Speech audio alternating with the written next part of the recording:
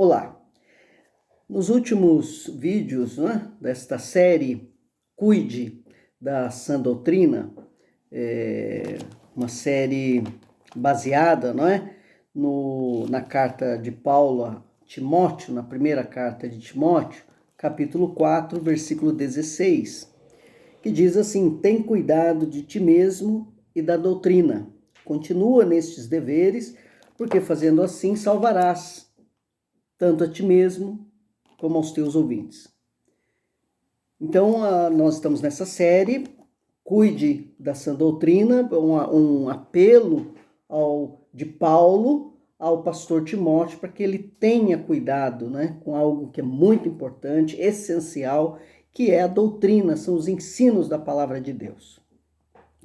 Nos dois últimos tópicos, dois últimos vídeos, os dois primeiros desta nossa série, nós tratamos então a respeito da natureza da sã doutrina. Hoje nós iniciaremos uma nova etapa dessa série, onde nós vamos pensar, vamos pontuar, vamos selecionar alguns tópicos doutrinários que julgamos ser os alicerces aí, que possibilita-nos a conhecer a sã doutrina e conhecer para defendê-la e para cuidar dela, nesse sentido. E eu começo, nós não vamos ficar só nisso, mas eu começo aqui com os solas da Reforma Protestante. Como eu já disse nos vídeos anteriores, nós não vamos ter condições agora de explorar a história da Reforma ou dos solas. Eu só estou pontuando esses elementos doutrinários, O primeiro deles é a sola Scriptura, ou somente a Escritura.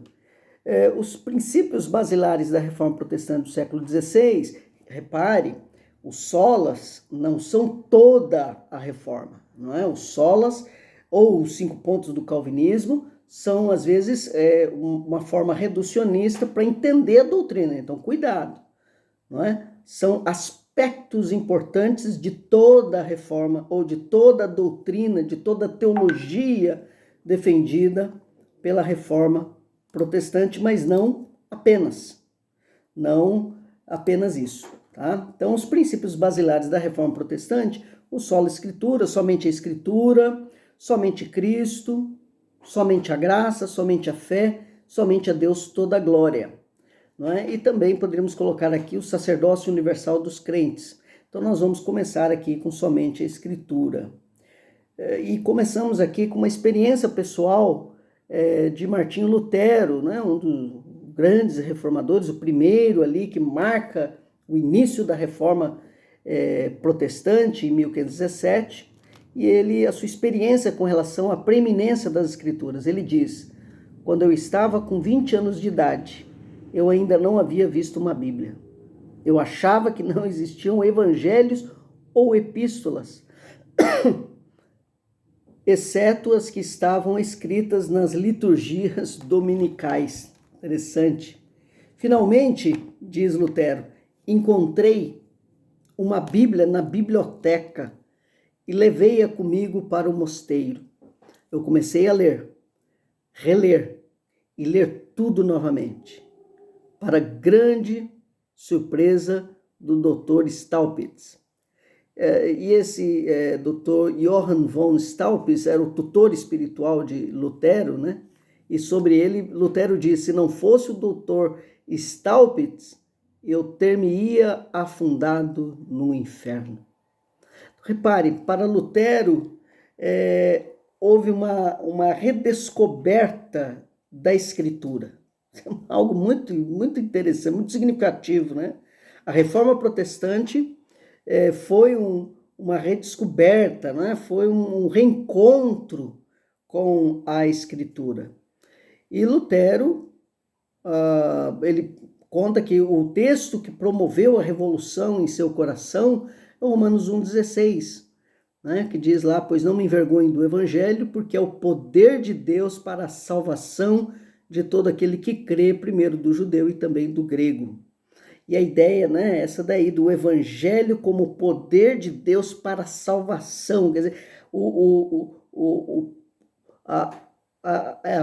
ponto de energia que vai gerar a salvação é através da palavra. A palavra é o meio, não é, para se alcançar e se operar a salvação. A ideia é essa, se operar a salvação é através da Escritura.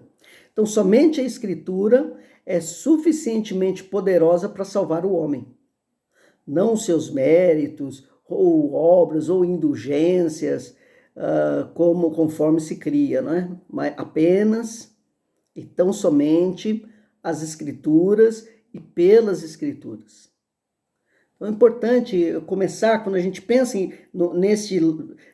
neste sola, né, ou somente a Escritura, repare que não foram os reformadores, o Lutero ou Calvino, que trouxe esses lemas da reforma, na verdade isso foi mais para frente, mas enfim, hoje nós entendemos assim, mas Lutero tinha essa ideia, apenas e tão somente as Escrituras, e pelas Escrituras é que a salvação era possível e era realizada.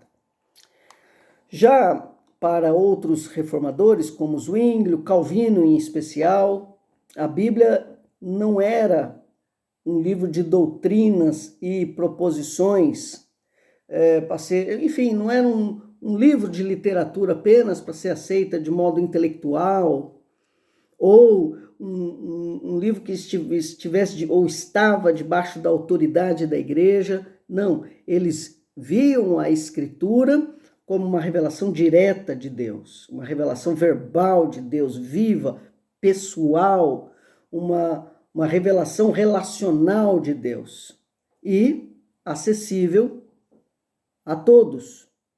Então, repare, uma das grandes ênfases e colaborações da Reforma Protestante foi dispor com urgência a Escritura para as línguas conhecidas pelo povo simples, que não conhecia o latim, por exemplo.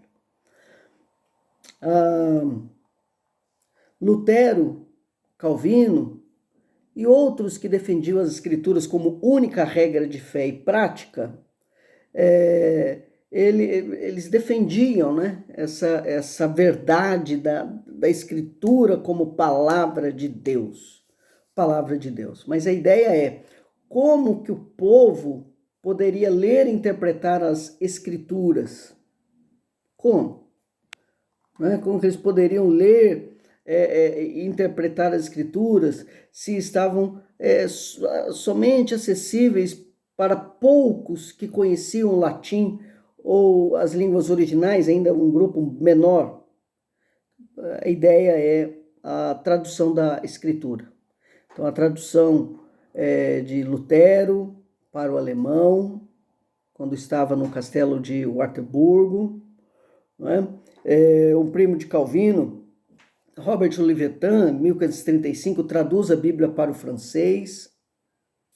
Não é? Depois a versão King James, produzida na Inglaterra. O Sínodo de Dort, na Holanda, promovendo a tradução para o holandês. Não é? João Ferreira de Almeida, meio século mais tarde da Reforma Protestante, promovendo a Bíblia para a língua portuguesa. Enfim, centenas de línguas têm recebido a Escritura, a tradução da Escritura. Então, a ideia de você traduzir a Escritura para a língua, né, do povo mais simples é uma herança, é um legado da Reforma Protestante, fruto do entendimento do somente a Escritura. Não é? Somente a Escritura. Então, enfim, os reformadores defenderam com firmeza a autoridade das Escrituras em detrimento às tradições eclesiásticas da Igreja Romana. Não é? Repare, a autoridade das Escrituras. A resposta dos reformadores ao desvio teológico da Igreja de Roma com relação à Bíblia foi o ensino da autoridade suprema, absoluta e exclusiva das Escrituras sagradas. Então, quando os reformadores rompem com a autoridade papal, não é? E eles então reconhecem a autoridade suprema suprema, esse é um termo importante, autoridade suprema, absoluta, inquestionável das Escrituras.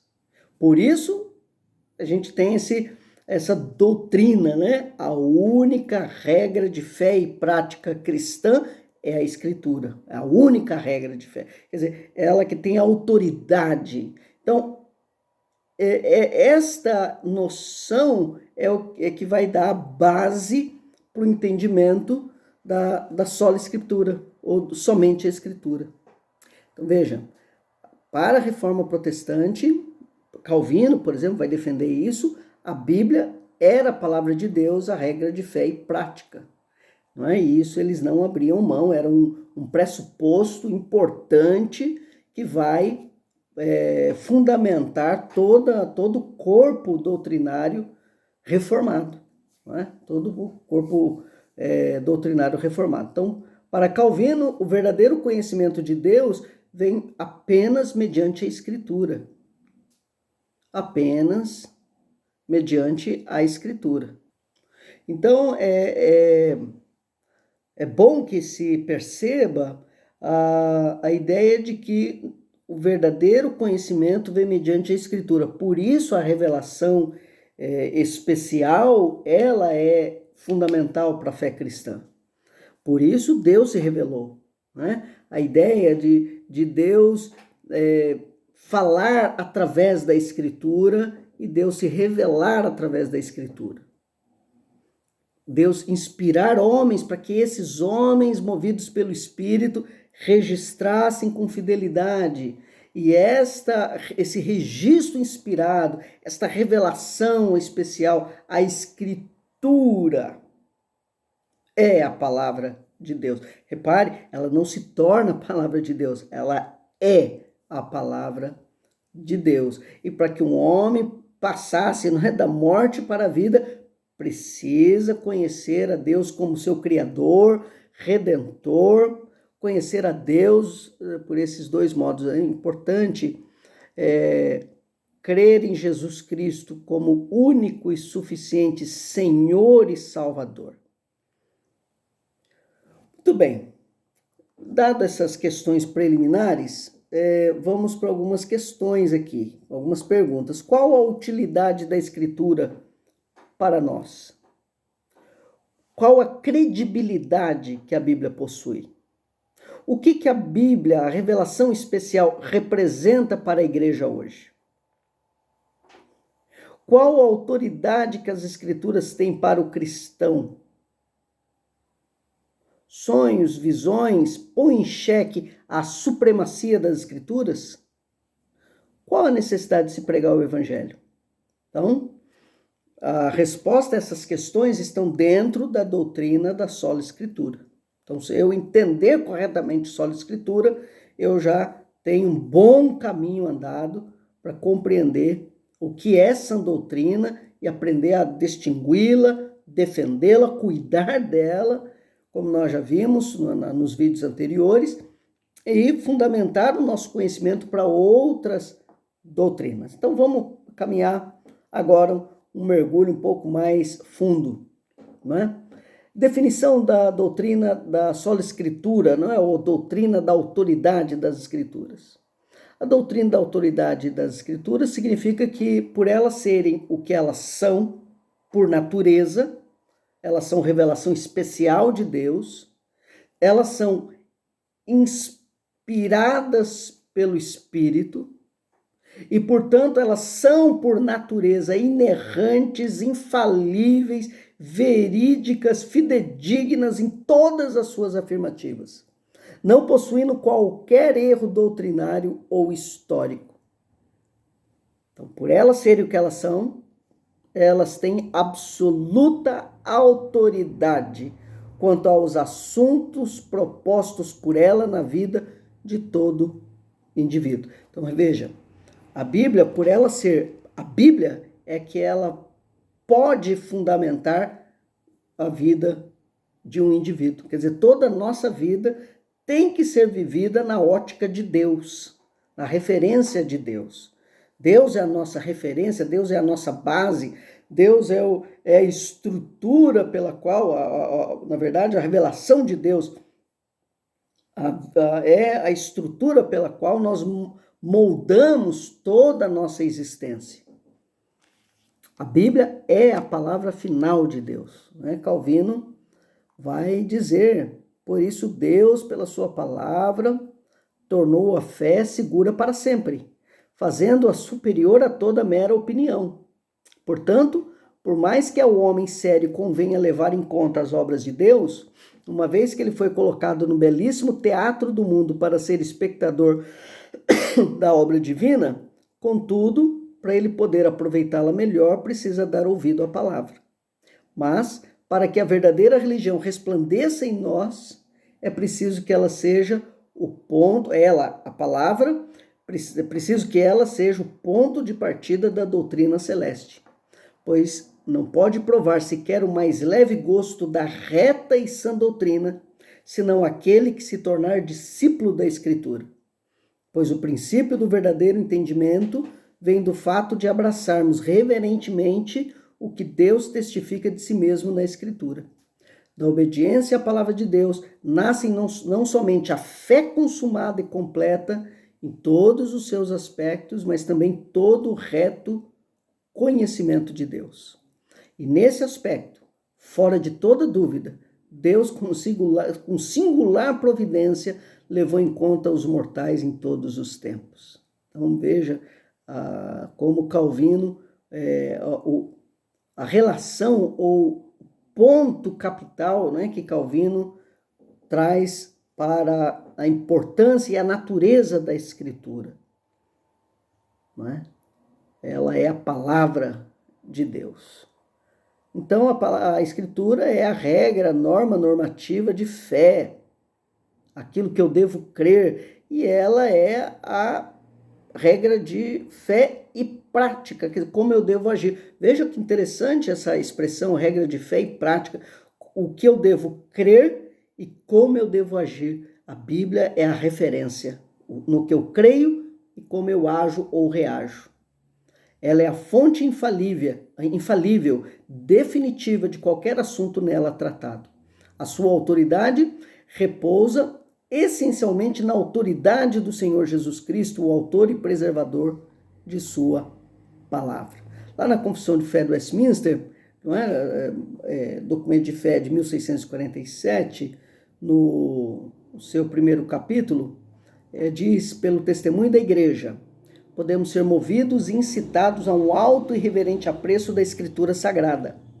A suprema excelência do seu conteúdo e eficácia da sua doutrina, a majestade do seu estilo, a harmonia de todas as suas partes, o escopo do seu todo, que é dar a Deus toda a glória, a plena revelação que faz o único meio de salvar-se o homem, as suas muitas outras excelências incomparáveis e completa perfeição, são argumentos pelos quais abundantemente se evidencia ser ela a palavra de Deus. Contudo, a nossa plena persuasão e certeza da sua infalível verdade e divina autoridade provém da operação interna do Espírito Santo, que pela palavra e com a palavra testifica em nossos corações. Importante ter em mente que os reformadores entendiam a Escritura como o único meio de alcançar ou de receber, na verdade, a salvação em Deus. Quer dizer, não há salvação fora das Escrituras. A redenção se dá somente por ela. Está lá em Romanos capítulo 10, um texto muito importante que mostra essa importância da palavra para a salvação. Né? Romanos 10, do verso 13, Paulo vai dizer: porque todo aquele que invocar o nome do Senhor será salvo. Como, porém, invocarão aquele em quem não creram? E como crerão naquele de quem nada ouviram? E como ouvirão se não há quem pregue? E como pregarão se não forem enviados? Como está escrito: quão formosos são os pés do que anunciam coisas boas. Mas nem todos obedeceram ao evangelho, como Isaías diz: Senhor, quem acreditou na nossa pregação? E assim, a fé vem pela pregação e a pregação pela palavra de Cristo. Essa expressão palavra de Cristo é a Escritura. Então a fé vem pelo ouvir e o ouvir da pregação da palavra. Então, para que a fé seja gerada, seja operada pelo Espírito, não ativada, para que a fé seja operada pelo Espírito, é preciso ouvir a palavra de Cristo. A palavra de Cristo. Não é? Jesus vai provar essa importância da Escritura, por exemplo, na tentação, né? Na tentação, Jesus, lá em Mateus 4, 4 a 10, naquele diálogo de Jesus durante a sua tentação, ele diz, Jesus, porém, respondeu, está escrito, não só de pão viverá o homem, mas de toda palavra que procede da boca de Deus. A ideia, então, aqui é importante, não é? A ideia aqui é que o que foi escrito, não é? Quer dizer, como diz o versículo 4, né? Toda palavra que procede da boca de Deus. Não é? E lá no final, no versículo 10, Jesus diz, ao Senhor teu Deus adorarás e só a ele darás culto. Quer dizer, o que Jesus está ensinando, enfim, é que esse princípio é válido em todo o tempo. Em todo o tempo. Quer dizer, o homem, ele vive pela palavra que procede da boca de Deus. Da boca de Deus. Cristo testifica a autoridade da Bíblia ao advertir quanto o erro de não se conhecer ou valorizar, aceitar, estudar as Escrituras. Lá em Mateus 22, versículo 29, respondeu-lhe Jesus, errais não conhecendo as Escrituras nem o poder de Deus. Cristo ratifica a autoridade da Escritura ao afirmar a sua inerrância, não é? Ele diz, se ele chamou deuses aqueles a quem foi dirigida a palavra de Deus, e essa expressão, né? E a Escritura não pode falhar. A Escritura não pode falhar. Então, veja o entendimento que os apóstolos tinham, né? Paulo, em 1 Tessalonicenses capítulo 2, versículo 13, diz, outra razão ainda temos nós para incessantemente dar graças a Deus. É que tendo vós recebido a palavra que de nós ouvistes, que é de Deus, acolhestes, não como palavras de homens, e sim como em verdade é a palavra de Deus. Repare a natureza da Escritura, né? Não é palavra de homens, é palavra de Deus, a qual com efeito está operando eficazmente em vós os que credes. Então vejam, o que ela é a palavra de Deus, e o que ela faz, ela opera eficazmente nos que creem, ele opera a salvação, a nova vida, a regeneração, enfim. Lá em 2 Timóteo 3, 16 e 17, Paulo diz, né, esse texto clássico, né, toda escritura é inspirada por Deus. Olha o que ela é, natureza dela, ela é inspirada por Deus. E olha o porquê, pelo fato dela ser inspirada, olha o que ela faz. E útil para o ensino, para a repreensão, para a correção, para a educação na justiça, a fim de que o homem de Deus seja perfeito e perfeitamente habilitado para toda boa obra. Já Pedro, em 2 Pedro capítulo 3, 15 e 16, ele diz, e tende por salvação a longanimidade de nosso Senhor. Como igualmente o nosso irmão Paulo vos escreveu, segundo a sabedoria que lhe foi dada, ao falar acerca desses assuntos, como de fato costuma fazer em todas as suas epístolas, nas quais há certas coisas difíceis de entender, que os ignorantes e instáveis deturpam, como deturpam as demais escrituras para a própria destruição deles. Repare, Pedro está dizendo que aquilo que Paulo escreveu é escritura. Lá ainda 2 Pedro, capítulo 1, 16 ao 21, diz assim, porque não vos demos a conhecer o poder e a vinda de nosso Senhor Jesus Cristo, seguindo fábulas engenhosamente inventadas, mas nós mesmos fomos testemunhas oculares da sua majestade, pois ele recebeu da parte de Deus Pai honra e glória, quando pela glória excelsa lhe foi enviada a seguinte voz, este é o meu filho amado em quem me comprazo. Ora, Esta voz vinda do céu, nós a ouvimos quando estávamos com ele no Monte Santo. Teremos assim tanto mais confirmada a palavra profética, e fazeis bem em atendê-la, como uma candeia que brilha em lugar tenebroso. Até que o dia clareie e a estrela da alva nasça em vosso coração, sabendo primeiramente isso: nenhuma profecia da Escritura provém de particular elucidação, porque nunca jamais qualquer profecia foi dada por vontade humana. Entretanto, homens santos falaram da parte de Deus, movidos pelo Espírito Santo. Veja, homens santos falaram da parte de Deus, movidos pelo Espírito Santo. Olha a natureza da Escritura. Então, os apóstolos tinham claramente a convicção da autoridade absoluta das Escrituras e defenderam a sua inerrância, a sua infalibilidade. Para Paulo, o que Cristo dizia tinha que ser obedecido. Para Pedro, os demais apóstolos também, as ordenanças de Cristo tinham que ser obedecidas, mesmo precisando pagar um alto preço por esta obediência.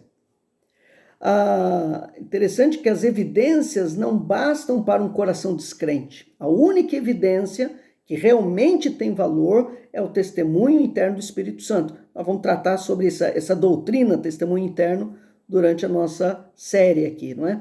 A ação do Espírito no coração do indivíduo, certificando o valor das Escrituras. Por isso, eu concluo: somente o crente que tem o Espírito agindo em seu coração aprende ou apreende as verdades de Deus. Calvino sobre isso vai dizer: a menos que haja essa certeza, o testemunho do Espírito, que é maior e mais forte que qualquer juízo humano, será fútil defender a autoridade da Escritura através de argumentos, ou apoiá-la com o consenso da igreja, ou fortalecê-lo com outros auxílios. A menos que seja posto em fundamento, ela sempre permanecerá incerta. Em outro lugar, Calvino vai escrever: ora, já que a mente humana, por causa da sua estupidez, não pode chegar até Deus, a menos que seja guiada e sustentada por sua sagrada palavra, com exceção dos judeus que eram guiados pela palavra, todos os mortais, pelo fato de buscarem a Deus sem a palavra, tiveram de vagar na estultice e no erro. Então, é importante perceber a importância da Escritura, de reconhecer a autoridade das Escrituras, e esse reconhecimento, em última análise, é operada pelo testemunho interno do Espírito, ok? Eu paro aqui esse vídeo. No próximo, nós vamos para a segunda parte, falando sobre a natureza da autoridade bíblica, uma segunda parte do Sola Escritura, ok? Até lá, Deus abençoe, pessoal.